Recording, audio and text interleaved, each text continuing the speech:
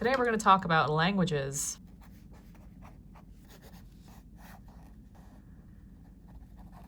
Why I love learning languages. You're going to get the full deep dive. It's an interesting one. Let's get into it. So in middle school, they required you to learn a language. Our choices were French, Italian, Spanish. My 6th grade self did not know what to do. My mom told me I should learn French, so I did. Bonjour. I can't really spell right now. Does that say grade?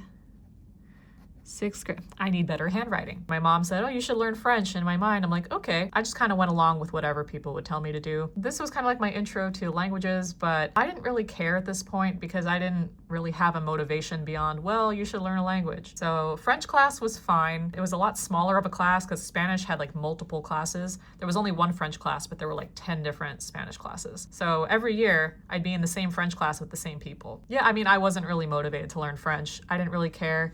I didn't really do my homework. I wasn't a big school fan. But here's where it gets interesting. In high school, we had a choice of, we had Russian, American Sign Language, Latin. I think Japanese was a choice. Should have done that one because that's what I'm learning now. I feel like there were one or two more, but these were the main ones. I had heard from mutual friends and college application people that they really look for, you know, anyone who wants to learn Russian. It's like a very impressive skill to learn. So I was like, well, I want to go to college. Why don't I learn Russian?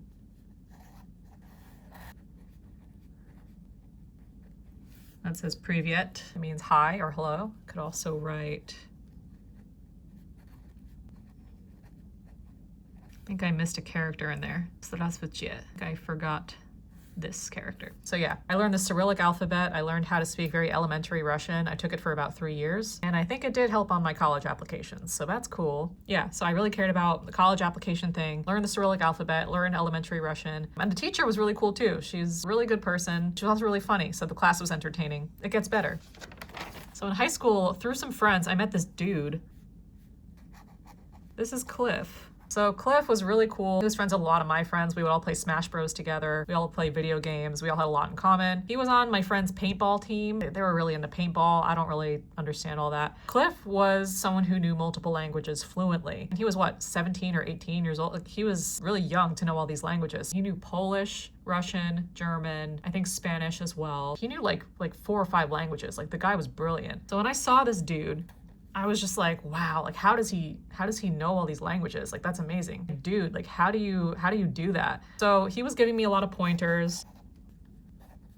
And here's me eager to learn. Here's him talking about, you know, blah, blah, blah. Here's what I do. He was telling me to start learning German. And I'm like, well, I've never learned German before. Like, that seems kind of intimidating. And he's like, what do you mean? You just learned the whole Cyrillic alphabet. Like, in German, you don't need to learn a whole alphabet. So I was like, sure. So he gave me these like plastic, like laminated sheets. These laminated sheets of like verb endings and common German phrases. And then he gave me a German dictionary. He gave me homework without me even asking. I was just like, all right, cool, why not? So now I have all this stuff going on. He also told me to start listening to like German music just for the input. I'll put an iPod here because we had iPods back in the day. Everything needs a face. So he introduced me to this band called Megahertz. And I think the same singer from Megahertz was in a band called Icebreaker. Just German rock music. I had my verb sheets and I had my German dictionary. And I was just really inspired. I'm like, I'm gonna learn something completely new that I've never done before. And I was really inspired by him in particular just because it seemed like he was just effortlessly learning languages. And I'm like, I wanna be just like that. I wanna effortlessly learn languages. And in any situation where they're speaking Russian or German or whatever the language is, I wanna be able to partake in that conversation. What he did was so impressive and it seemed like he was just doing it completely effortlessly. So that was what inspired me. And then the more I'd listen to this music, the more I would study, like the more I wanted to learn. So while he was the source of this inspiration, it's like I wanted to learn on my own. I wanted to see how far I could take it. He ended up moving to Germany. Yeah, he moved to Germany, and then I was off to college, and I was like, cool, I'm gonna go to art school, I'm gonna go learn animation, bye. And then in college, I mean, as a freshman, I was a little bit overwhelmed. I was doing the animation thing, and I was like, how am I gonna have time for anything else? Because animation takes so much time. I kind of dropped the language thing for a little bit. And then my second year of college, I'm like, why don't I pick it back up again? So I took German my sophomore through senior year. And then with that, I also overlapped American Sign Language my senior year as well. So this qualified as a minor, but I really think this was kind of like an unofficial language study minor. Anyone looking at my college transcript would be like, wow, this person is really into languages and art and animation and all that stuff. Yeah, so I minored in a bunch of languages, mostly German, and then I graduated. I will say, like, after I graduated, my German kind of stagnated. I wasn't using the skills that I had learned. Over time, if you don't use it, you kind of lose it. The knowledge never goes away, but if you're not actively exercising that skill, it kind of just, it stagnates. That's what happens. And then I got sad. Because then I'm like, well, why would I invest so much time in a skill that I don't really get to use? I love speaking German. I love learning languages, but also I love using the language. Like, it's so exciting. It's such a fulfilling emotion when you're able to use the language efficiently, when you're able to communicate an idea in your mind and you're able to turn it into words. Like, that's like the most magical feeling. You're like, wow, I'm able to think in German. I'm able to articulate a thought using another language other than English. I've even had dreams where I'm speaking German and it's actually like flawless German. That's a cool feeling. But yeah, like ultimately I love to use the skills that I spend so long building. But that didn't stop me. I found a buddy.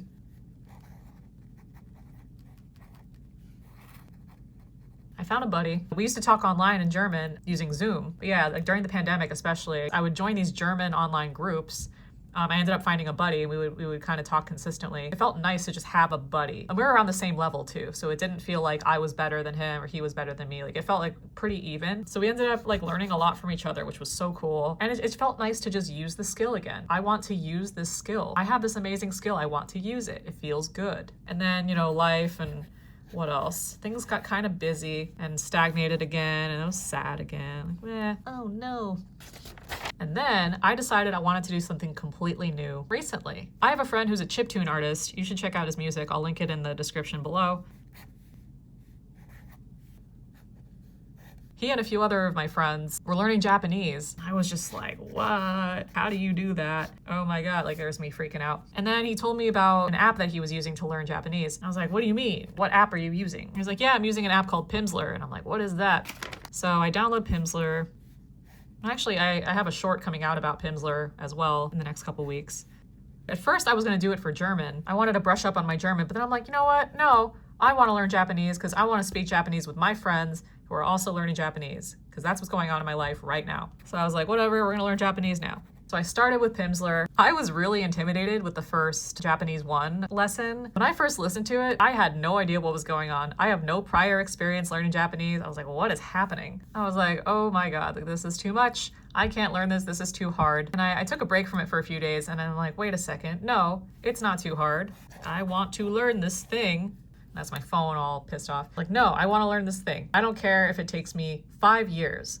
I want to learn this skill. And it was more a challenge to myself than anything else. I love a good challenge. I felt the uncertainty kick in of like, well, what if it's too much work? Blah, blah, blah. What if you don't understand anything? And I was like, you know what? I'll do you one better. There's only one place that could solve this: the internet. So then I'm like researching, I'm like, how do people learn Japanese? I went on Reddit and then I found this really long document. It was like, I'll just make a really long piece of paper. And this dude like documented 3 months of like learning Japanese from scratch. One of them like recommended a tutoring website. So I checked out the tutoring website and that's how I found my Japanese tutor. This is my Japanese tutor. Her name's Moe. She's really cool. I meet with her a few times a week. She literally helped me learn completely from scratch. What's nice is like this combined with the Pimsleur method, I get the listening, but I also get the speaking aspect of it. Because when I'm just doing the Pimsleur method and repeating it out loud, like I don't really feel like I'm interacting with anybody because I'm not. But with my tutor, I feel like I get that one-on-one attention. And if there are things that I'm not really understanding or not really getting, I could just tell her that I'm not understanding it or not really getting it. And she's really nice about it. She never makes me feel bad if I don't understand something. She's amazing. She's been so helpful. How long have I been doing this now? I think since about March, April. So it's been a while now and she's been really helpful. And she's made the process very enjoyable. So why do I love learning languages? I believe it makes me a more well-rounded person. I believe the skill is attractive. I think it's increased my confidence. I think the skills are very useful for everyday situations. Also, I forgot the most important part. It's fun to learn them. Probably the most obvious answer, when you travel, you can use your skills. I want to travel more. I want to be a more adventurous person. I want to actually use these skills where they're meant to be used. I want to go back to Germany. I went in 2018. It was amazing. I want to go to Japan. I've never been before. I want to use the skills that I spent years building. I want to like order a coffee in German. I want to have a matcha in Japan and enjoy myself. This is probably the biggest, most obvious answer. I mean, there's already so many, but yeah, this is just the beginning. I mean, I could talk about this all day. I'm gonna try to keep this video on the shorter side. But the most important part of this for me, I just said everything was very important on the last page, but the most important aspect of learning languages for me personally, it's really simple. It makes me happy. It makes me really happy.